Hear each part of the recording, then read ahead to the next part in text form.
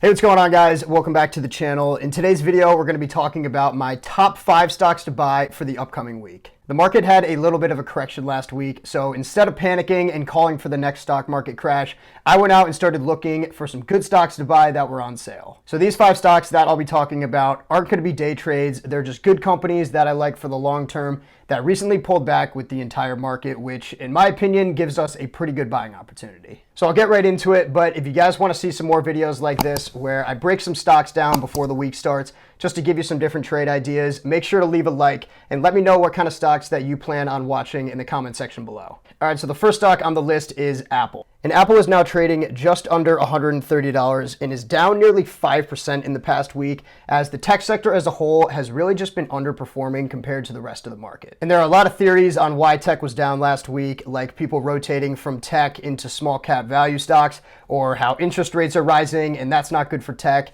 or whatever it might be, but you can call it whatever you want. I'm going to call it a good buying opportunity. And this small correction in Apple might scare some people, or might just get people wondering why it's not performing like it usually does. But when you zoom out and look at the bigger picture, like here on the 1-year chart, you can see that this is no more than just a healthy correction. And if you want to look at Apple on a shorter term basis, here's a 20-day chart. You can see that it's right around its 20-day low and offers around a 10% profit margin if it looks to get back to previous highs. So that's one stock that I personally bought on Friday and will look to buy more of this upcoming week. All right, so the next one on the list is Tesla. And Tesla's kind of in the same position as Apple, where it's kind of just been weak compared to the majority of the market, and it's now down around 10% from its high. And it seems like last week's sell-off in Tesla was mainly triggered by the news that came out where Tesla announced that they will be cutting the price of their Model 3 and Model Y, but I don't really think this is anything too serious to worry about in the long term. At times, what we see with these widely owned stocks like Tesla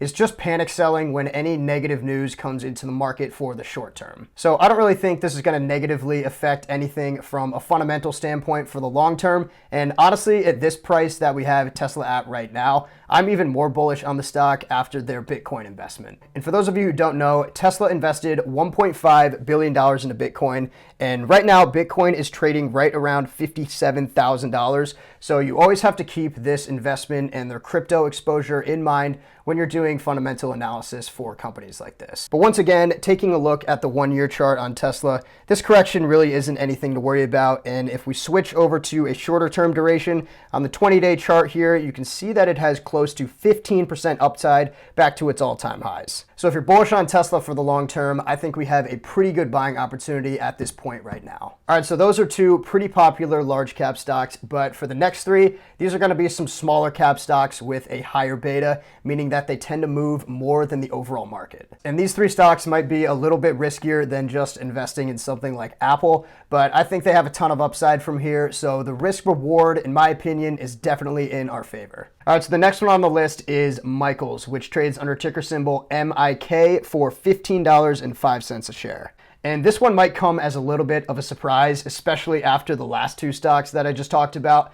But Michaels and other names in this retail space have been doing pretty well in this market as of late, just because of the sharp recovery that we're seeing in this entire industry as a whole. Last week, we got the retail sales numbers, and we're seeing a pretty big increase on a year-over-year basis, with retail sales numbers up 7.4% in January. So even though a lot of these companies in the retail industry might appear that they're still hurting and haven't fully recovered yet, you definitely have to pay attention to these year-over-year numbers, as that is a big driver for their growth in the future. As many of you know, stock prices tend to front-run news, which means they will go up or down before major news comes out or before these companies seem like they're back to 100%. So now you have to look into the future and think about what these retail sales numbers are going to look like moving forward into March and then into April. And those were 2 of the absolute worst months that this industry saw last year with the pandemic and all of the restrictions. So we're most likely going to see a huge increase on a year-over-year basis in retail sales for the next couple months. With that being said, if you look at the 180-day chart, you can see that this stock has been in a nice bullish uptrend,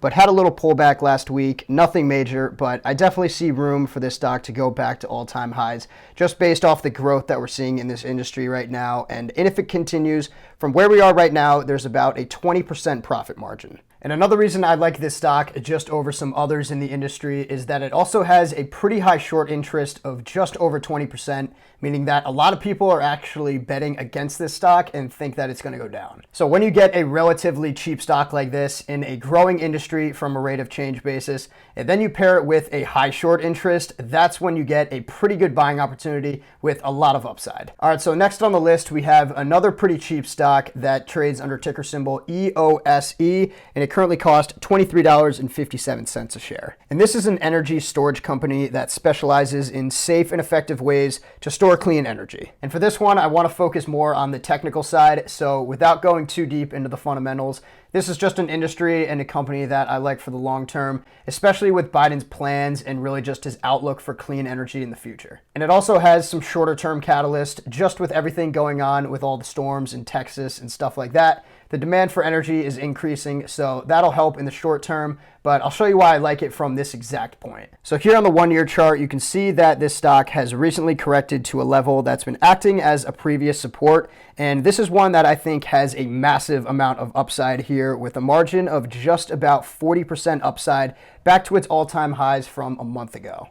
So this is just another stock in a growing industry that I think has a lot of growth potential moving forward into the next couple weeks. All right, so the last one here trades under ticker symbol GDRX and currently costs $52.27 a share. So just to give you a little background about what this company is and kind of just what they do, they're a free price comparison resource that helps people save millions of dollars every single month by helping them find the lowest prescription prices at every major pharmacy like CVS, Walgreens, Walmart, Rite Aid, etc. And they've also partnered with Hey Doctor, which is an online healthcare company that allows individuals to talk to doctors and receive medication directly online. And the growth that we're seeing in this online healthcare and telemedicine industry was absolutely fueled by the pandemic, as people are just passing up on the in-person visits and just shifting everything else online. And this online healthcare wave definitely seems like it's the way of the future, as it's just really more efficient and even more cost effective for the majority of people. So this is an industry and a stock that I think will see a lot of growth in the future, but let's take a look at where the stock is trading as of today. So here's the 20-day chart on GDRX, and although it's been making higher highs and higher lows within this bullish trend,